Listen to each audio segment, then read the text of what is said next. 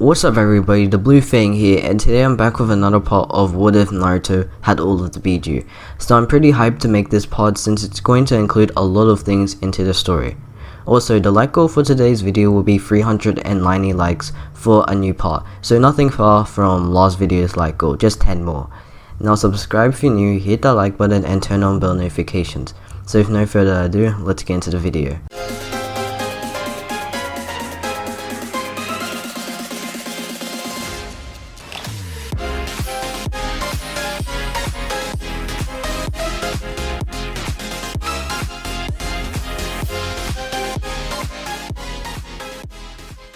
So last time we left off with the preliminary rounds finished and the same people passed, except this time Rock Lee beat Gaara, and is now on to fight Sasuke in the final rounds. The Genin 2-1 now go off to train for 1 month to take part in the final rounds at their full power. Now Naruto is just walking around the village by himself, not even determined to train, because since he has all of the Bijuu inside of him, and he's pretty confident that he's able to destroy Neji in their fight. Also, Kakashi took Sasuke to train him privately, and he just left Naruto with telling him he has full-on faith in him to win. So Naruto continues walking even though the villagers just stop what they're doing and stare at him for some time since he's still feared in the Leaf Village. And the villagers are just checking him out so he doesn't do anything that is extreme. But while he is walking, someone jumps in front of him, blocking his way from walking anywhere. The person is pretty big, which is helpful so he can't let Naruto go anywhere right now. He also looks kind of old. Naruto looks up at him with a confused face. "Hey, get out of my way, old man."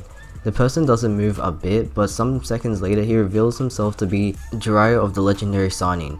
Naruto decides to ask what's a Sannin, and Jiraiya just gets shocked by this, but he tells him about himself anyway. The reason Jiraiya revealed himself to Naruto at this time was because he got some information on the Akatsuki's movements, and they're preparing to get near the Leaf Village soon, which made Jiraiya go straight to Naruto to show him a few techniques that will help him out in the future, especially if the Akatsuki come to him. Naruto and Jiraiya have a long conversation, and Naruto has gotten told that a group called the Akatsuki is looking for him as well, and now Naruto is just annoyed by this since he has Danzo trying to find him, and now this. Also, the reason the Akatsuki are making their moves pretty quickly is because they only have one target to catch, and it would be way easier for them to do it quickly. Now Jiraiya ends up telling Naruto that he will teach him some jutsus that would be helpful and make him stronger than he already is. And Naruto accepts this because it's his goal to become the strongest Hokage that ever lived, and uses abilities to help the village so people couldn't fear him anymore, but respect him. So eventually the two of them head off to do their training. Now Jiraiya teaches Naruto the Rasengan techniques since he believes that Naruto is ready, and also Naruto told Jiraiya that he had already mastered some of his tailed beast abilities. So it takes a week for Naruto to complete the full-on Rasengan, and he didn't even need any shadow clones to help him out, because he has the other Bijuu chakra inside of him to help. Also, Naruto took this seriously because this was a technique made by the 4th Hokage, and he's really inspired by the 4th Hokage, since the tailed beast told him stories of Minato. But they didn't know that Minato was Naruto's father, only Kurama did, and he didn't tell anybody that. For a long week training, Jiraiya really believed Naruto could make the Rasengan easily, and he did, which since of his achievement, Naruto got taken to Ichiraku's ramen to celebrate with Jiraiya. After that, Jiraiya gave Naruto one more challenge in mind, which was to change the chakra nature of the Rasengan to one of the 5 natures at will. Naruto accepted this challenge, and it would take longer for him to do this. We cut weeks after this, just a day away to the final rounds of the Chunin exams. Jiraiya has gone to collect more information on the closing Akatsuki while he leaves Naruto to finish the training by himself. The reason he is taking so long was because he's trying to choose what nature release he will use on the Rasengan, but he used this time to completely master the Rasengan and also perfecting his chakra control, making him able to make about 15 Rasengans until all of his chakra runs out. But since he's too late to put the nature release on the Rasengan, he just goes with it because he had already trained both his Rasengan and chakra control, making him happy anyway. Now we cut a day later when the final rounds of the Chunin exams are on. Before going to the location of the exams, he tries to find Jiraiya to thank him for training him, but as he looks around he can't find him anywhere, so Naruto heads off as quickly as he can. He makes it on time, not being late like in the original. He looks around at the contenders of the final round, but he can't find Sasuke anywhere, making him confused on why Sasuke would be late, since he would be the last person on Naruto's list of people being late to battles. Naruto just shrugs and he looks up at a big crowd all watching on. He takes sight of Hinata and waves to her, which she waves back. The tailed beasts inside of him are excited to do this, really hoping to destroy Neji in this fight. They make up a plan telling Naruto that they should play around with Neji first, embarrassing him, and then go on a full attack. Naruto agrees to this and he forms a slick smile ready to do this. So it's revealed that Neji and Naruto's fight is first up on this list, pleasing both Naruto and Neji, with Neji still thinking that Naruto isn't strong enough to beat him, even though he saw Naruto go up against Kiba and completely bully him. But Neji just thought Kiba was really weak. So the match referee first explains the rules to everybody and then tells the people who aren't fighting in the first match to sit down for now. The fight with Naruto versus Neji is about to start with the two of them staring at each other with serious expressions. Then Naruto forms a grin. Neji then grits his teeth at this. "What do you think you're grinning at? You know you're still gonna lose, monster." Naruto continues grinning, then starts to laugh a bit while not replying to Neji. Some seconds later, the match referee tells them to start the battle. Naruto jumps backwards from Neji first, putting some distance between him. He then throws multiple kunai at his opponent at great speed. The kunai cut into the air, blitzing towards Neji. Neji successfully reflects the kunai out of his way, but he admits to himself that Naruto was pretty fast with that. He then dashes at Naruto because he thinks Naruto is staying away from him since of the gentle fist technique. He grins at this and he races at his opponent at full speed with his hands ready to attack. As Neji is running, Naruto creates some shadow clones while putting boy release in one of them. After that, he forms ink into the air to cover up his and his clone's appearances. Neji laughs at this and wonders why Naruto is covering his appearance, even though the Byakugan can see through this. But Naruto has a plan against Neji and has officially taken action of it.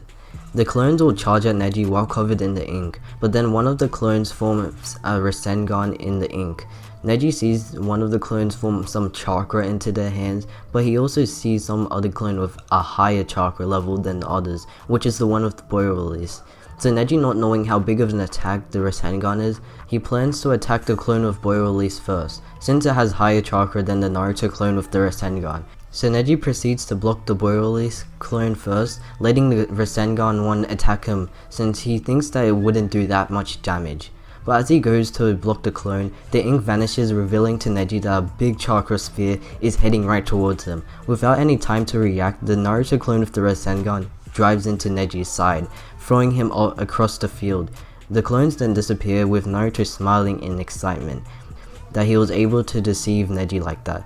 A lot of blood shoots out from Neji from Naruto's attack, and he isn't even able to get up. The match then ends with Naruto as the winner, leaving everyone with surprised faces and shocked that a Hyuga clan member got beaten by Naruto.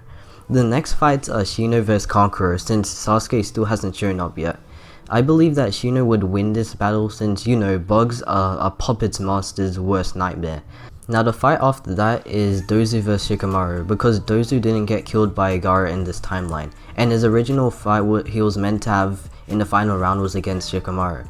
Now I think Dozu would win this fight because Shikamaru doesn't have that much information on his sound techniques, but it would still be a close match. Also, Dozu would be way more aggressive in this battle than Tamaru was in the original. So now Rock Lee waits for Sasuke to actually arrive, and the referee is soon going to disqualify Sasuke if he doesn't show up. But at that moment, he arrives next to Kakashi like in the original. As Rock Lee sees this, he hurries down into the field, ready to take part in this fight against Sasuke. Some minutes later, the match begins with Sasuke dashing at Lee with no hesitation. By the speed Sasuke is going at, Rock Lee is very surprised by this, and Sasuke is able to hit him, but he quickly regains his balance. Lee then drops his weight so he can rival Sasuke's new speed. In the crowd, Guy checks out Sasuke's speed and realizes this is the same kind of fast Lee was going at without his weights. Sasuke dashes at Lee again, but this time Lee dodges and he is able to barrage Sasuke with multiple punches, sending him into the ground. Rock Lee then races back up at Sasuke, driving another punch into his face. Sasuke is able to get back up and he grins while doing this and activating his Sharingan. Now the real fight starts now. Sasuke shouts this as he speeds up at Rock Lee, going at him with a swift roundhouse kick. Lee dodges quick enough, but Sasuke flickers behind him and sends another kick into his back. The crowd watches on, only seeing blurs dashing through the air, since Sasuke and Rock Lee are way too fast for their eyes to see at the moment. Rock Lee speeds up, ready to drive multiple attacks at Sasuke, but Sasuke sees some of these attacks with his 2 Tomoe Sharingan, dodging some of them only, but Lee's able to outpace him, getting his strong fist into Sasuke, sending Sasuke into the ground. Sasuke slowly gets back up and thinks it's time to use his technique that he learned from Kakashi. As he gets up, he slowly forms hand signs, and then from that, he forms a legendary Chidori into the palm of his hands, shocking everybody watching.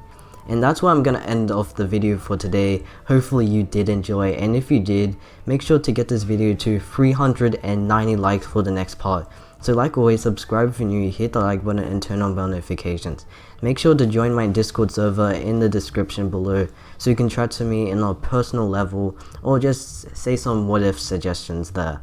And it's been the Blue Fang. Peace.